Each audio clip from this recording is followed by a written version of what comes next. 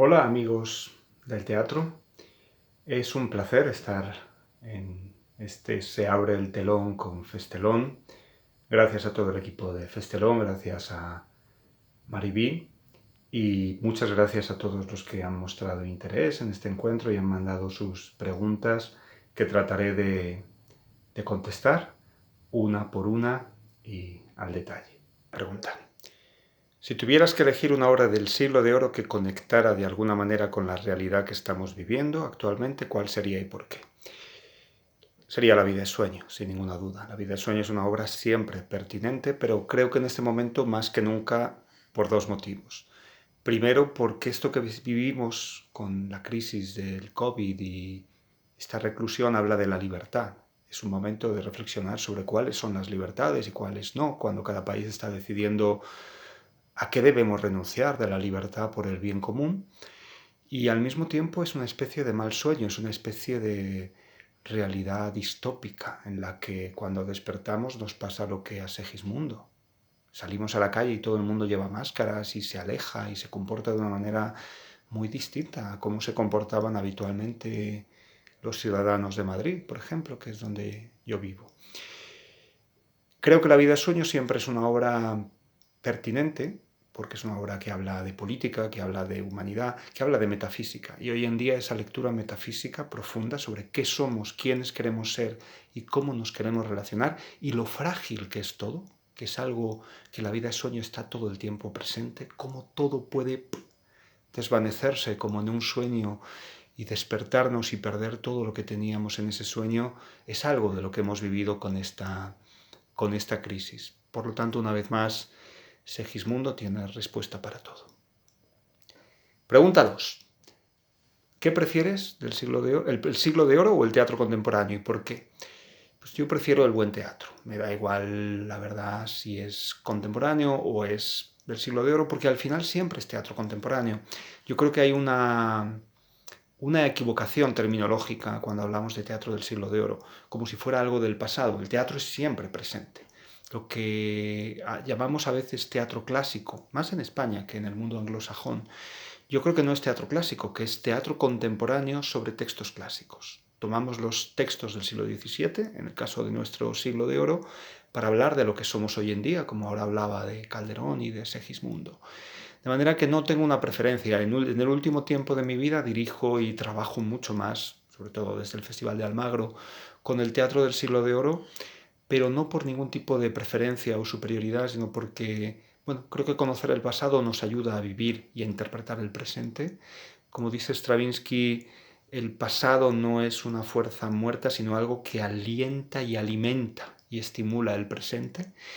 Y por eso hago más teatro clásico, pero prefiero el buen teatro, el teatro comprometido, el teatro de grandes intérpretes, de grandes directores, de grandes equipos creativos y el teatro en el que se reflexiona sobre las mujeres y hombres de nuestro tiempo y de cualquier otro tiempo.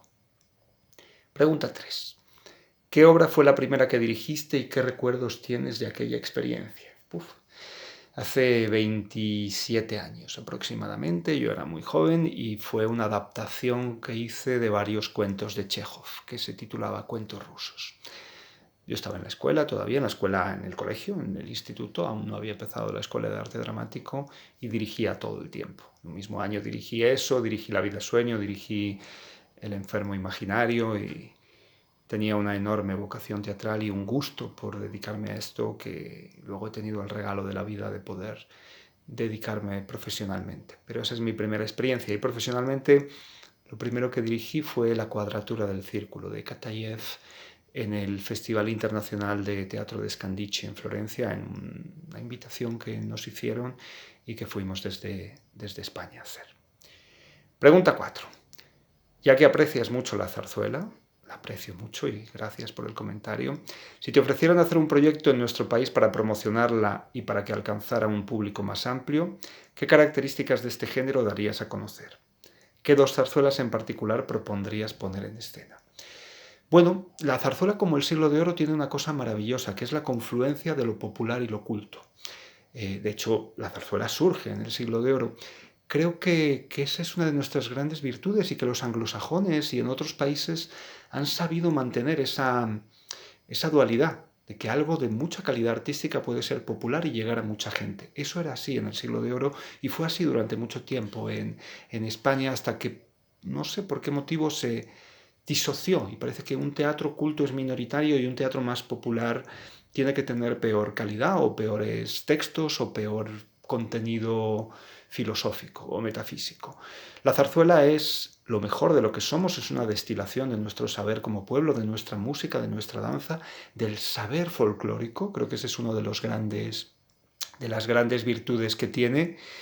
Y bueno, si tuviera que elegir dos zarzuelas, una siempre sería de Sorozábal, que los que me conocéis sabéis que adoro y que he hecho mucho y que me encantaría pues hacer la del Manojo de Rosas, que es un gran homenaje al Madrid de la República y una obra preciosa, dramática y musicalmente, y pues algo popular del pasado, por seguir, aunque me tachen de madrileñista en este caso, me encantaría y tengo la esperanza de hacerlo, hacer Barberillo de Lavapiés, que creo que es un monumento de nuestra música y de nuestro folclore popular del siglo XIX, de un enorme compositor como es Barbieri. Pregunta 5. En una audición típica, es difícil porque las audiciones son muy diferentes dependiendo del género, del estilo del país, pero en una audición típica, ¿qué es lo que esperas descubrir en la actuación de cualquier candidato que te anime a elegirlo como parte de tu elenco? Yo no hago muchas audiciones porque trabajo mucho con actores a los que conozco y porque cuando trabajo en otros países sí hago un proceso de audición, pero suele ser un taller, suele ser un trabajo previo en el que no en 5 minutos ni en 10, sino en una semana, en varias sesiones de trabajo, pueda conocer a los actores y los actores también me conozcan a mí y establezcamos un pacto recíproco de que podemos trabajar juntos y podemos construir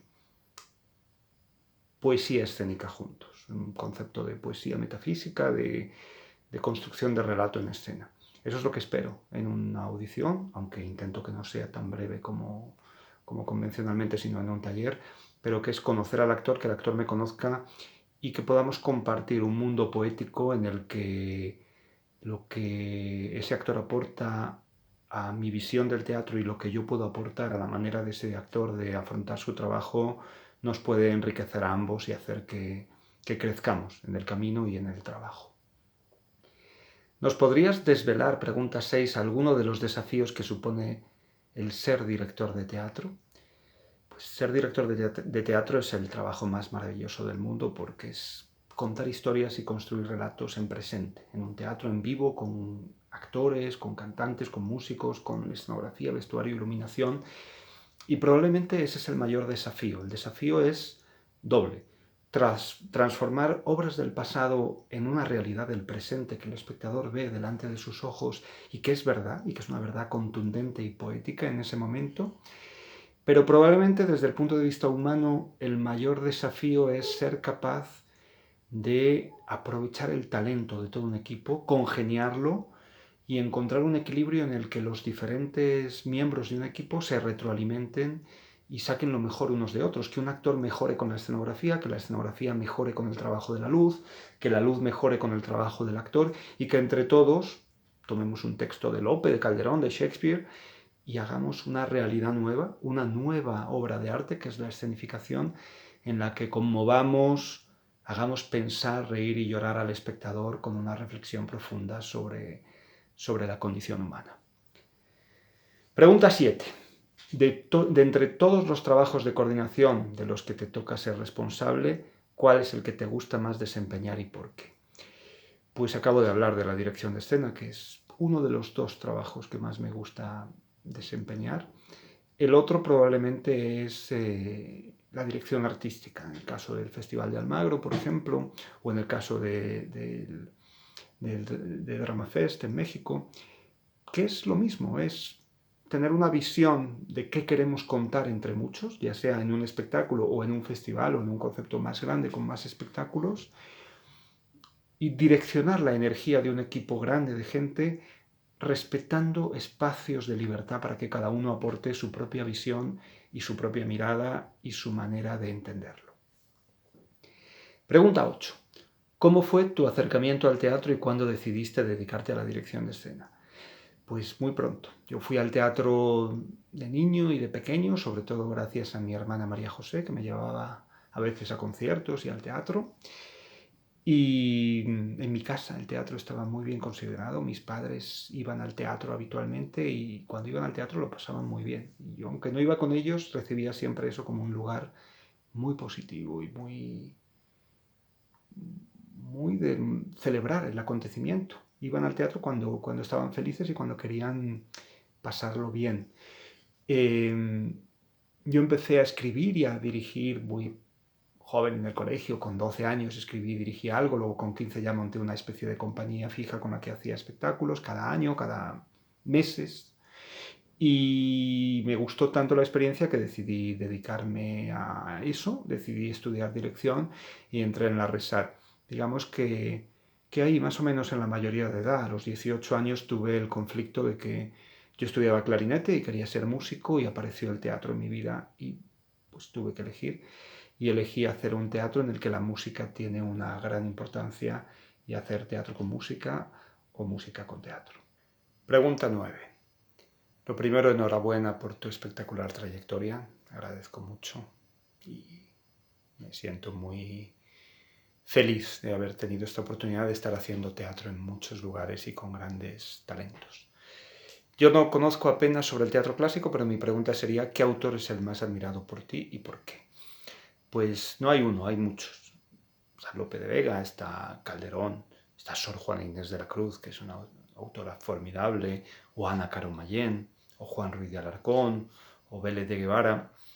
Digamos que cualquier autor que sea capaz de encontrar poéticamente una esencia poderosa. En el mundo, en conclusión, todos sueñan lo que son, aunque ninguno lo entiende, dice Calderón, y uno se queda estupefacto, o cuando Lope nos explica que la compasión en el perro del hortelano es lo que diferencia el amor verdadero, o cuando Sor Juana nos explica que ella prefiere consumir vanidades de la vida que consumir la vida en vanidades. Mi autor favorito es el que consigue comprender el mecanismo profundo del universo de una manera poética. Creo que en ese sentido la poesía, la dimensión poética teatral y la religión tiene algo muy parecido en cuanto a que hay seres humanos que a través de lo uno o lo otro, a través de la experiencia mística o a través de la experiencia poética, o algunos en ambas cosas, comprenden cosas que los demás no comprendemos, interpretan el sentido de la vida y el sentido profundo del mecanismo del universo y nos lo explican. Y al comprenderlo nosotros por su explicación nos quedamos admirados, sorprendidos y aportamos una luz diferente a nuestra vida gracias a lo que leemos, a lo que vemos y a lo que comprendemos con la poesía de otros y otras, autores y autoras. Ese es para mí el autor favorito y el autor más admirado. Pregunta 10. ¿Qué medidas estáis tomando desde el Festival de Almagro para alcanzar una mayor paridad en el ámbito teatral? Muchas gracias, porque es una pregunta importante. El Siglo de Oro fue una época de participación femenina importante. Las mujeres iban al teatro, las mujeres escribían, las mujeres interpretaban, cosa que en otros países estaba prohibido. Y los corrales de comedias fueron un pequeño microcosmos de libertad y de una propuesta cívica de convivencia que no existía fuera. Los corrales de comedias y las meninas encarnan dos de los mayores paradigmas de libertad de género entre diferentes estamentos en la época. El Festival de Almagro se siente en la necesidad de ser fiel a ese reflejo del pasado y a proponer un modelo cívico de convivencia hoy en día. ¿Qué estamos haciendo? Pues, por ejemplo, el año pasado, por primera vez, el centro del festival, el lema y el cartel fue una autora, fue Sor Juana Inés de la Cruz. Había habido carteles de mujeres, pero eran mujeres no protagonistas desde el punto de vista intelectual. Era un retrato de una mujer, era una imagen femenina. En este caso era una mujer pensante, una mujer escritora, una mujer con un libro en la mano que fue protagonista importantísima del Siglo de Oro como Sor Juana. Y el lema también era un verso, el último verso del primero sueño de Sor Juana Inés de la Cruz. El mundo iluminado y yo despierta. Un lema importante por esa mujer despierta que animaba a las demás también a estar despiertas. En los 2 años que llevo al frente del Festival de Almagro, y esta que será la tercera edición, hemos conseguido, por ejemplo, el año pasado, que el número de autoras fuera mayor que el número de autores, por primera vez en la historia del festival, y que las cuotas de número de títulos escritos por mujeres y número de direcciones femeninas estuviera por encima del 40 y del 45%. Es decir, casi en el equilibrio. Nos queda mucho por trabajar y nos queda mucho por conseguir, pero creo que desde la Fundación del Festival de Almagro, como desde otros muchos lugares, acabamos de colaborar con el Instituto Cervantes en la presentación de una exposición tan sabia como valerosa sobre mujeres escritoras del siglo XVII. La primera publicación que hacemos conjuntamente entre el Festival de Almagro y el Instituto Cervantes es una obra de Ana Caro Mayén, Valor, agravio y mujer, y creo que estamos trabajando, como mucha otra gente, en hacer presente lo que estaba invisibilizado, porque había grandes mujeres escritoras, empresarias, actrices en el siglo XVII, y lo que tenemos que hacer es poner su trabajo en valor, porque cuando a veces se dice es que las mujeres estaban reprimidas y no pudieron crear en el siglo XVII, se les agravia doblemente. Claro que estaban reprimidas y que lo tenían mucho más difícil para publicar, para estrenar, para actuar que los hombres.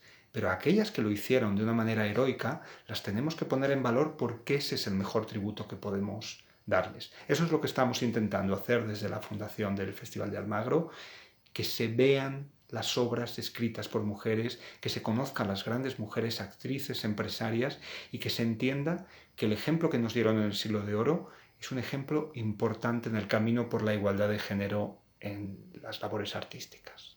Pregunta 11. ¿Son los gustos teatrales iguales en España que en Estados Unidos? Pues los gustos teatrales son muchos y variopintos. No hay un gusto teatral hoy en día.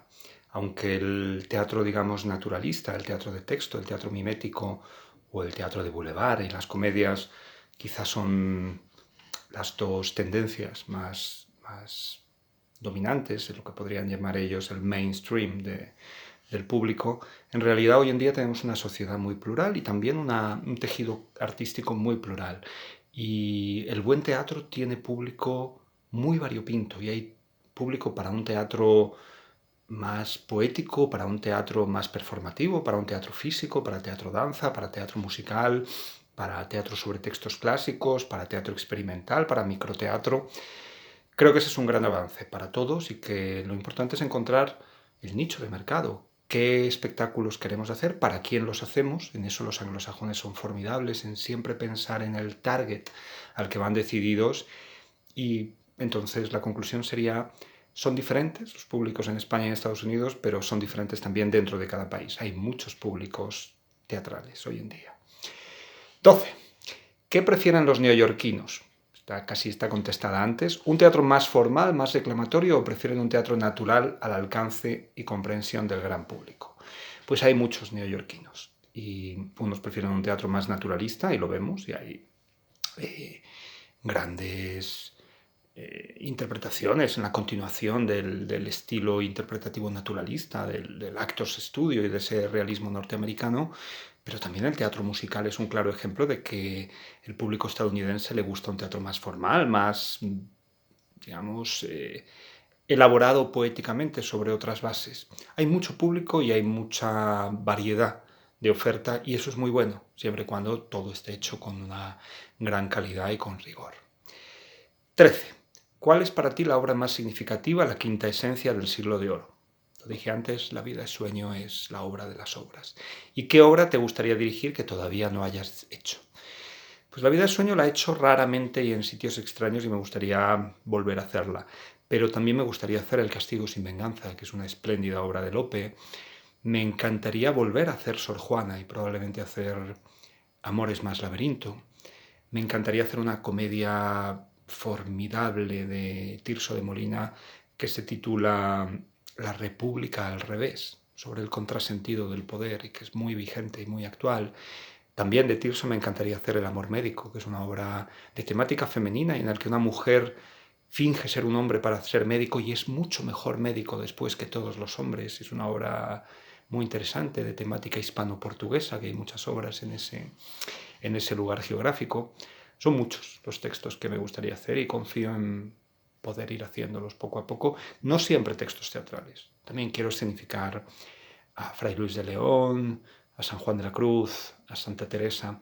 El mundo místico es algo que me interesa profundamente, más quizá que las comedias místicas o que las comedias de santos, textos no escritos para el teatro, como el Cantar de los Cantares de Fray Luis, pero que tienen un enorme potencial teatral. 14. Se representa mucho más Shakespeare en España que Calderón de la Barca u otros autores del siglo de oro español en Reino Unido. Es verdad. ¿Qué haría falta para que el teatro clásico español fuese más conocido y más representado en el mundo anglosajón? Gracias por la pregunta. Buenas traducciones, cada vez hay más, pero necesitamos buenas traducciones, buena divulgación, probablemente un apoyo institucional desde España parecido al que el British Council lleva dando décadas al teatro británico, y un apoyo institucional. En el año 2016, que fue centenario shakespeariano y cervantino, todas las autoridades políticas anglosajonas, inglesas, británicas, se volcaron con ese homenaje, mientras que en España fue muy desigual el seguimiento y el programa de actividades fue tremendamente más pobre. Necesitamos apoyo institucional, necesitamos estar orgullosos de lo que somos, necesitamos no ser nosotros, los hispanos, españoles, los primeros que denostamos a Calderón como parte de una leyenda negra. ¿Por qué no? Hablábamos antes del tema femenino. En España las mujeres actuaban, escribían, dirigían y eran empresarias mucho más que en Inglaterra, y sin embargo nos han vendido una liberalidad que no era tal, una especie de paraíso británico frente a la leyenda negra de Felipe II y de la España contrarreformista, que no era tan blanco y negro como casi todo en la vida y que había muchas luces y sombras como la pintura de ese tiempo.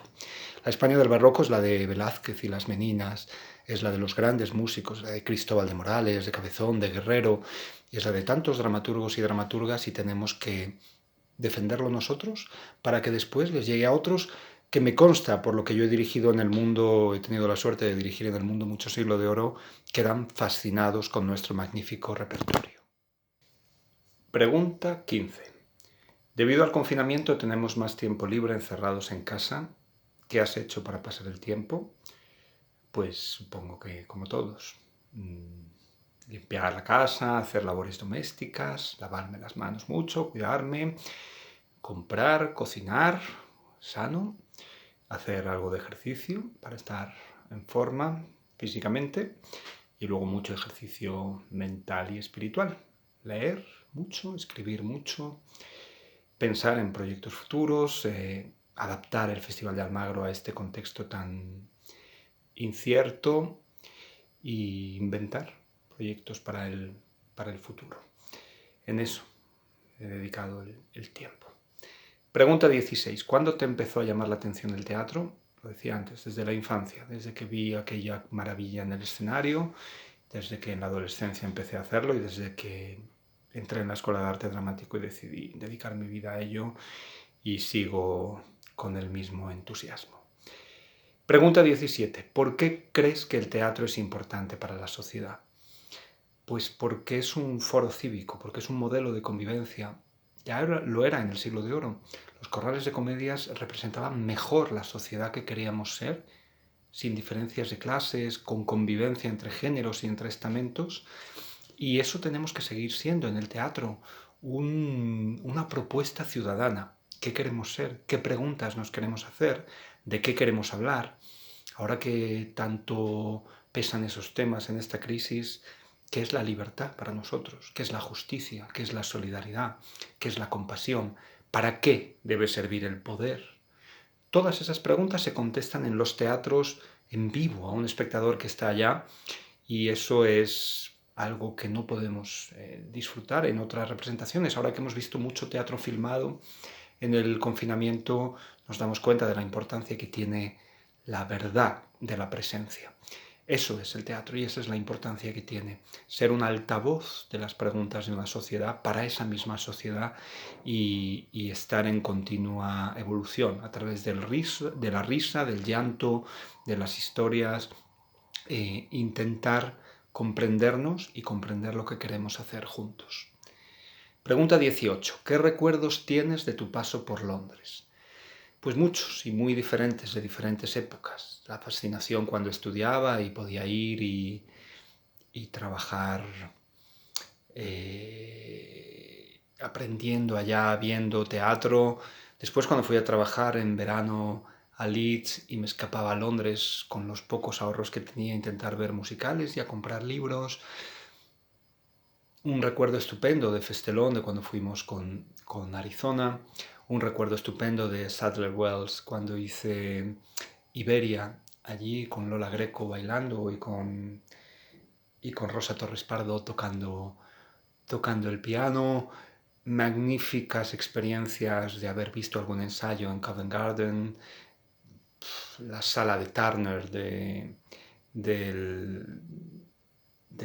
la National Gallery, que es uno de los lugares museísticos más impresionantes del mundo, el British Museum, las librerías de viejo de alrededor del British Museum. Algunos de esos libros que están por ahí atrás vienen de allá, muchos recuerdos y muy positivos todos. Grandes amigos en Londres también, que hacen teatro, que piensan teatro, que son músicos, y grandes experiencias londinenses. Pregunta 19. ¿Cómo crees que va a afectar a medio plazo en el sector teatral el desconfinamiento escalonado? Pues va a afectarnos mucho, porque el teatro es siempre muy frágil. Tenemos que conseguir que no se nos penalice, que el teatro no sea y que el entorno artístico no sea más perseguido que los lugares de culto o que las cafeterías o que los supermercados. No debemos aceptar que se transmita la sensación de que es más peligroso un teatro, porque no lo es.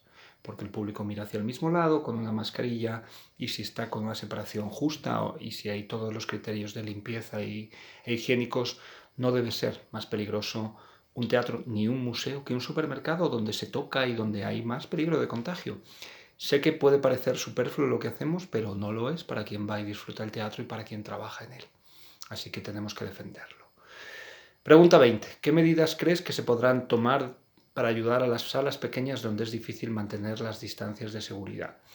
Pues ojalá pronto tengamos una vacuna. Yo creo que esa va a ser nuestra solución a muchos problemas, y confiemos en que eso, o que el virus sea estacional y pase. Entre tanto, probablemente tendremos que tener mascarillas, geles, tendremos que desinfectar las salas pequeñas también más a menudo. Tendremos durante un tiempo que reducir al público, reducir el número de espectadores, y también garantizar la distancia entre los artistas para evitar peligro. Pero poco a poco vamos a poder volver a la normalidad, igual que en las cafeterías, que en los negocios, que en las tiendas, donde ya se está volviendo a la vida. Muchas gracias por todas las preguntas, ha sido un placer estar con todos vosotros.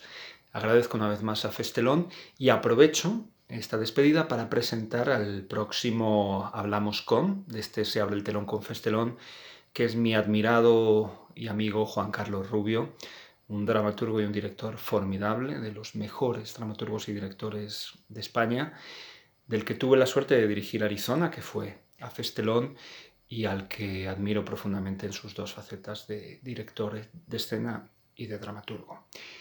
Que disfrutéis del encuentro con él, que seguro que tiene cosas apasionantes que decir. Un abrazo a todos y muchas gracias.